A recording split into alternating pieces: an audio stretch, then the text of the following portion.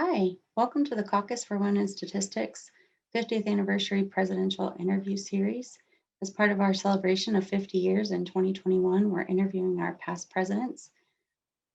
This interview is of Mary Batcher, our 1995 president, done by Donna Lalonde. The first one is, how did you end up becoming a statistician? Well, it was a twisted path. As an undergrad, I changed majors quite frequently. I finally graduated in sociology, decided I was going to go to grad school. And when I looked at graduate courses or graduate program in sociology, you had to pick up a specialty area like labor or something like that. And I didn't really care about any of them. And as I was not enough to make that a specialty, and as I was thinking about what I really liked, I realized that what I really liked were the methods classes, the analysis. So that led me to statistics, and that's why I gravitated towards statistics, and I've never regretted it. I think it's a wonderful field for women, for everybody. But I think it's particularly nice for women. I think maybe now there are lots of other friendly fields, but I think for women back when I did it, it was one of the better, more opportunities, I think. And what was your first job after graduate school? I went to the government. Oh, okay. I like, my husband was working in private industry and having to frequently put in weekends to, whenever they had a proposal, everybody had to work 24/7 kind of. And we had children, and I didn't want both of us to be put in that position. So I went to a government. I worked at the National Center for Education Statistics. Oh, wow. For maybe 3 years. 3 or 4, and then I went to the IRS, to the Statistics of Income Division, and then by then my liking, I mean, the government does give you great flexibility, but things were not. By then Fritz Schuren had left the Statistics of Income Division, and they became less focused on doing new things, much more on just same old stuff. And so that's when I left for private industry. I went to Ernst & Young. Oh, wow. And I retired from there. Yeah, that's interesting. That's really cool. So you said that you thought when you joined the statistics profession, it was a friendly profession for women. Do you have any what do you think the challenges are maybe that women are facing today? Women in statistics, I think, face the same challenges they do everywhere. Statistics is a great field. I still think that. You think about all the societal problems that exist, like climate change and COVID and all of that, and statistics plays a part in all of those. It's someone said, and this isn't me, this quote, I don't remember who said it, but in statistics you get to play in everybody's sandbox.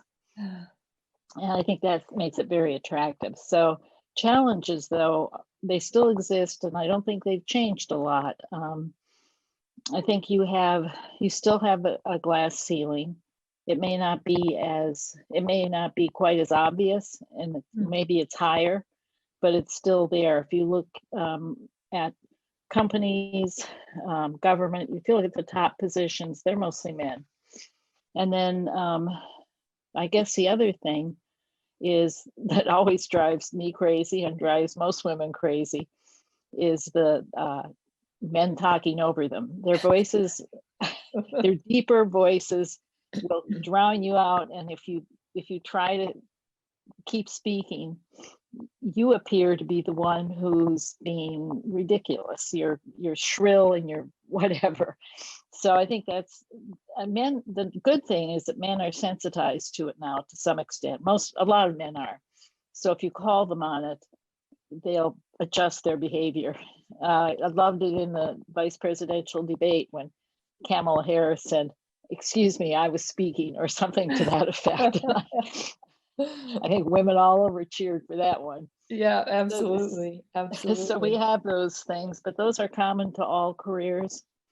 Other problems that again affect women more than men, I think, and it's of our own doing to some extent, is the balancing of career and home life, because it's very rare. It does happen. I've known a couple of couples where the husband was the one who stayed, who became the major child raising person in the home. He just quit his job and she supported them. She made more money than he did, so that made it a little easier. But that's unusual. Usually it goes the other way, no matter what the income range is. Women, I think, sometimes don't want to give that up. So the career life balance is an issue we're still working on. And I don't know how, there's no solution to it, I don't think. I think you end up facing this dilemma between doing what you want to do to raise your children and stepping back from the workforce. You can come back in pretty easily now, and that's another good thing, but you're coming in with less experience than your male counterparts.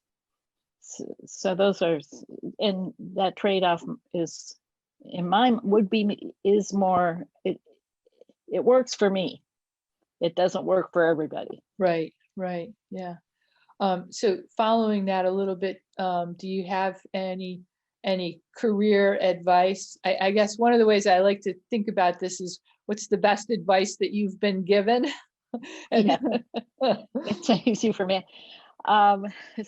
having to own it in Right. a way, come up with something deep and insightful.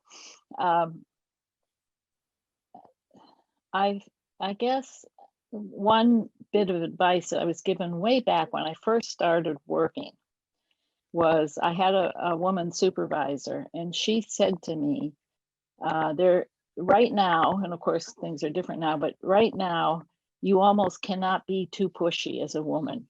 So push what you want to. And I would say, in addition, forming a relationship with a mentor, informal. I'm not talking about the formal programs, but the kind of informal, is there somebody who is willing to talk with you about your career, give you advice? And I've had mentors, and it can be very helpful. So find a mentor and be pushy. That's good. That sounds like good advice, actually. Well, and Mary, I know that you're very involved in professional organizations like CWS and ASA.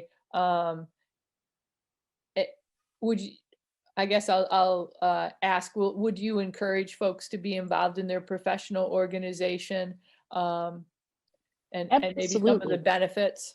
Yeah, absolutely. I meant to mention that as an advantage or benefit to a career in statistics, because we have all these organizations and they're very welcoming. I think in some, I don't know other professions, but my guess would be in some professions it's not so easy to get involved. But it's a way you meet people. Eventually, over time, you meet people that you thought you would never meet, famous statisticians. It's really fun. And you form a community so that you have people that you could go to and ask a question. That's really nice. I